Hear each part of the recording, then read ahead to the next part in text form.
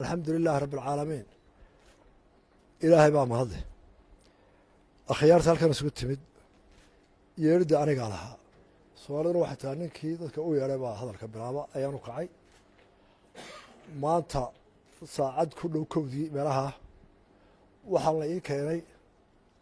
باق لأن يردينا وهو قامنا أيوة عبد الكريم أحمد موجه أو إمكها شرحي وقعدك بدأ مقالة هرقيسة dhigay record aan hore loo dhigin u malayn maayo inuu jiro murashax Yurub iyo meel oo adduunkaaba cod intaa leeg kaliya helaa oo kale miidiyaha ka dalbaday waxaan doonayaa arrintaa oo xaqii codbixiyaashii la doortay la hortaagan yahay in cadaalad ahaan uu soo dhex galo marka anoo taa ka jawaabaya isla saacaddiiba waan raadiyey inaan helo oon ku idhaahdo diyaar baan ahay ina kale mar haddaad baaq dee hawada soo marsan anigu idiin soo marinayo baaqa hawada ii kale anigu tiwaatirkan idiin soo marin maayo miiran idiin soo marin maayo ii kaalay aan ku wada hadal leh arrintaasay ku timid marka koowaad aada iyo aad ayaan idiin soo dhaweynaya waxaan idinku hambalyaynayaa isaga iyo raggii la kaambangaray ama la socdaba guushaa weynaa gaadheen waxaa kaloo hambalyaynayaa dhammaan shacabka somalilan meelay joogaanba da' kasta rooliya caruur sheekh iyo shariif miyo magaalo rag iyo dumar qurba joog sida wanaagsan ee niyad samaanta aynu doorashadii u gallay dadku markay niyad samaadaan ee calooshoodu sifayowdahay wax wada qabsanayaan ilaahayna wuu gargaaraa ilaahayna wuu nagu gargaarayo waa doorashadii gaari shil galay oo dad ku dhinteen mooyaane aan wax dhibaatay ka dhicin taasina awood aanu leenahay maaha ilaahay baa inagu gargaaro nuga mahadnaqaynaa innaguna caloolsaan baynu ku dadaalnay nabaddu way noogu dhammaatay wanaagna way noogu dhammaatay ummadduna way noguma jeertay taa aynu ilaahay saa nagu siiyey waxaynu ku dadaalanaa inaanay gelin wax shaasheeyaa doorashadeennii doorashooyin ka dambeeya golayaasha iyo mayradeelana inay ku dhammaadaan si turxaan la-aanah oo wixii yimaadaba la qaboojiyo waxaan aad uga xumahay inaanu ku dadaalnay in hablahaas doorashada qayb ka helaan annagu xukumad ahaan koota in loo sameeyaanu soo jeedin golaha sharci dejintaa nagu diiday baarlamaankaa nagu soo diiday waxaanu u howlgallay waxa wixii carqalad ku noqon kara hablaha iyo dhalinyarada doorashada inaanu ka dhaafno dhammaan dhaqaale lagu waajibiyey inuu qofku doorashada ku galo waa ka dhaafna hablaha haddana nasiib darro wixii waxba kama naas caddaan oo hablihii lama dooranin laba saddex marka doortay dhimaatinkeenna maanta waxaanu idin ballan qaadaynaa xaqa aa leedihiin iyo doorashada ka cabateen wax alle wixii xaqdarriya xadguduba inaanu kala howlgalno in xaqa iyo lagu soo celiyo waddadii sax ahayd waddo kasta oo la maranayo in loo maro waddo sharciya baaqiinii jawaabtiisa waxa weeye waanu idin garab taaganahay wixii xuquuqa ee doorashadaa ku leedihiin ee codbixintaa ku leedihiin ee miisaankaa saataa ku leedihiin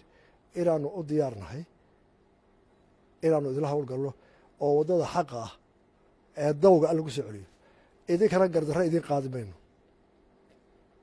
oo wax gardarraa oo xad ka gudubsan dee socon mayso waxaad xaq u leedihiinna anigu madaxweyne ahaan dee waan idinla hirgelinaya sharcigaasaa inoo dhexa baaqii aad tidhahdeen cadaaladda ka soo dhex gala intaasaan ka idhi qorshaha waddaan iyo waxaa yeeli doontaan iyo waxaa ila imanaysaan dee idinka idin taalla kulankeenna maantu jawaabtii baaqiina ayuu ahaa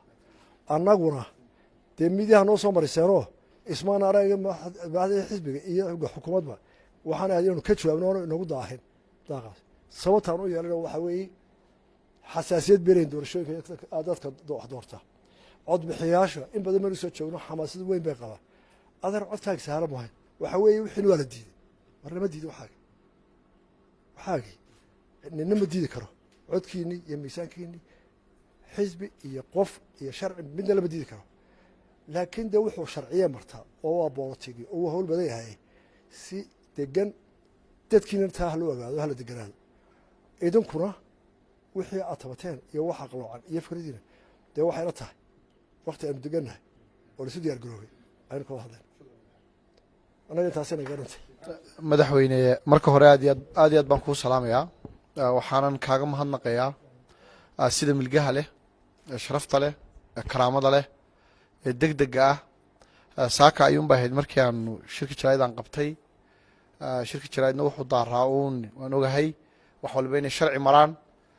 waan qadarinayaa waana sheegay shirkaygii jaraa'id waxayse ahayd baaq codsiya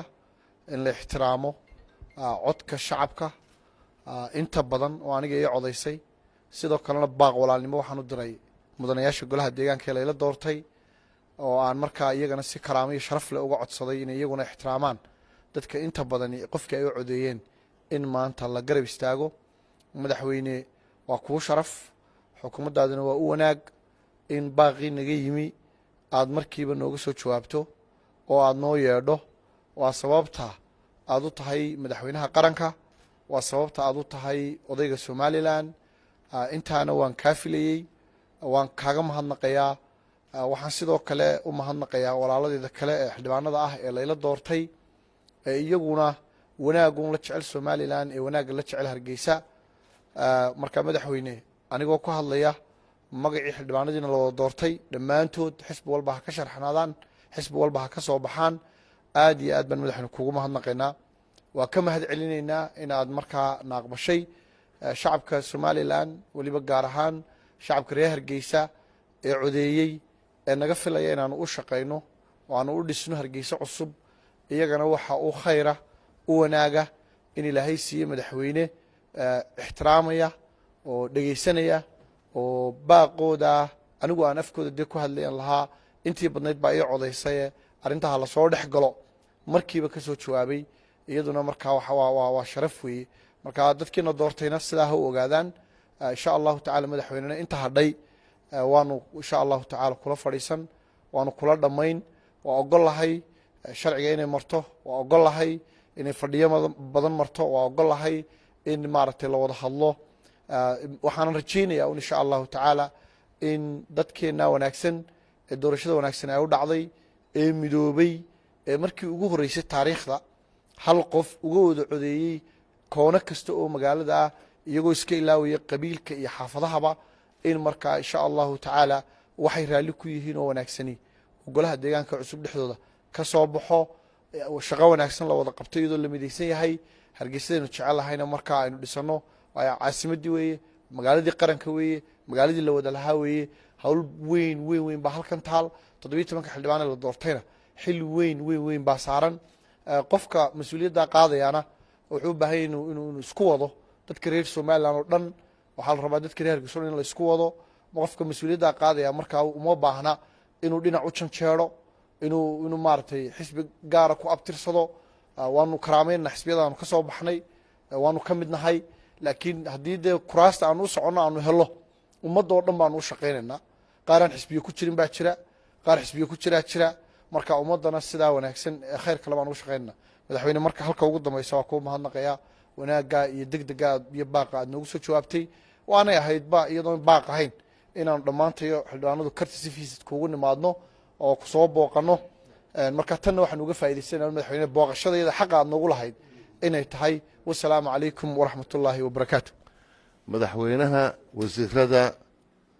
mudanayaasha xildhibaanada labada goloba ciddii ka fadhida mas-uuliyiinta kale ee qaranka mudanayaashii hore ee golaha dhammaantiin salaamu calaykum waraxmatullaahi wabarakaatu waxaan u malaynayaa munaasabadda waxay ku dhan tahay intii madaxweynuhu yidhi cabdikariinna si wanaagsan buu u hadlay waxaynu la soconnaa aynu guddigan wada qadarinaynaa waa laga werwersanaa annaka lafteedaa werwersaneen qoladeeda xukuumaddu werwerka ugu badan madaxweynuhu waxaanu malaynayaa anigu markaa dhakhtarna waan ka imi anigii madaxweynaha iyo intii doorashadu ay socotay dhowrkii casho intii ka dambeysay malaa maalintii 20 jeer ka badanna waanu wada hadli jirnay 10 jeer ka badanna waanu kulmi jirnay waa mare doorashadu way nagu cusbay doorasho laba golo waa mare muddo doora bay nagu yara rafato xamaasad fara badan baa maxaan ku dhahdaa gashay laakiin waxaynu kaga baxnay qadar ilaahay in doorashadii shacabkeenna ummadda reer somalilan aan deera hirdin waxaynu maqli jirnay deera may hirdiin shilkaa gaadhi ee dhacay waddadan hargeysiyo maxaanku dhahdaay berbera ayaa wax shila ka dhacay waxaa halkan inoogu yimi 31 diblomaasi oo dowlada ka socda oo ay 8 safiiro dowlada waaweyn yihiin inta kalena safiir ku-xigeen iyo diblomaasiyiin ay yihiin waxay inoogu yimi dhowr iyo 89 rag saaxiibo somaliland iyo dad adduunyada had iyo jeer loo dirto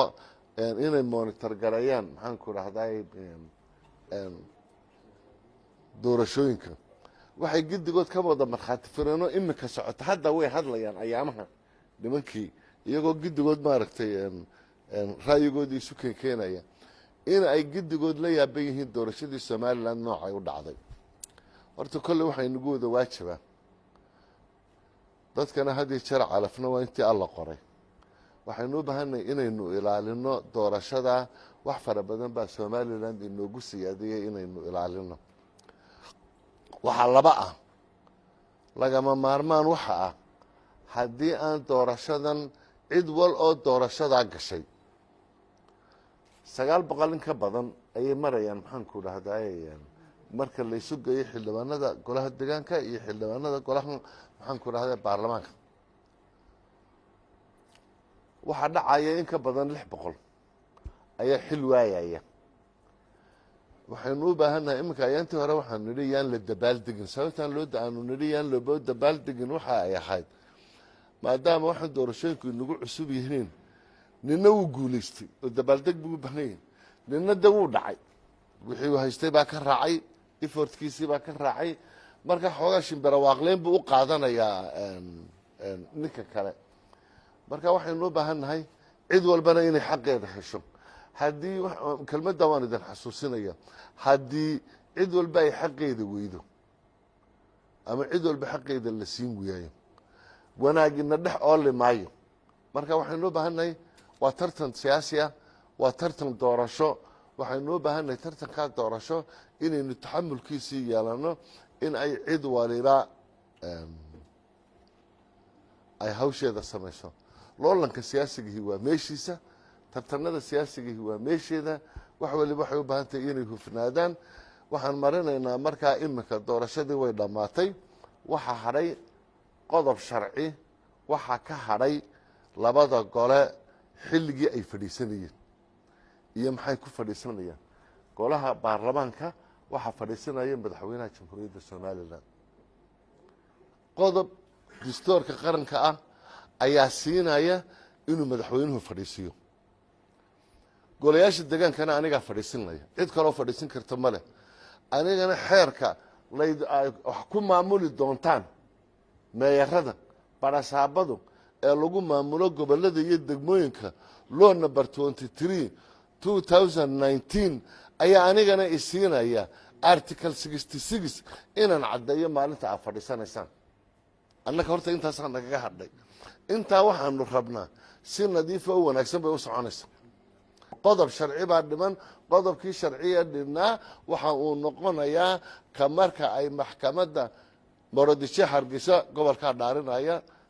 burco cerigaabo laascaanood mid walba gobolkeeda dhaarinaya maalinta uu gobolku dhaariyo golaha degaankuna muddo yeelanaya aniga muddadaas la igala xisaabtamaya golaha wakiiladana madaxweynuhu muddo yeelanaya muddadaas ku qabanaya waxaan kulli soo jeedinayaa qolada ay ku rafanaysaa waa annaka waxaanu ku dadaalaynaa inay dariiq wanaagsan marto dariiq sharciya marto hufnaan marto cid walbana xaqeeda maxaanku dhahdaaya la siiyo waxaynu u baahannahay had iyo jeer gadoodka dadka waa la geliyaa xamaasadda doorashaduna gadood bay leedahay yaan gadood dadka la gelin taan ka wada ilaalin dadka yaynaan gadoodin waayo waxa weeye anigu waxaan doonaya inaan kursi ku fadhiyo haddaan kursiga doonaya inaan ku fadhiyo kusii ciyaaro miyay soconaysaa miyaan ku fadhiyaya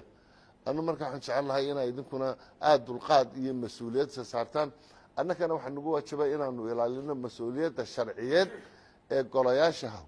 hawshooda lagu maamulayo cabdikariin iyo dhallinyarada maxaanku idhahdaa taageeraysa aad iyo aad baan usoo dhaweynayaa aad iyo aad baan u hambalyeynayaa kuwa kalena waan hambalyeynaynaa ilaahay guul ha inooga wada dhigo gidigeenna aan dadaalno anigu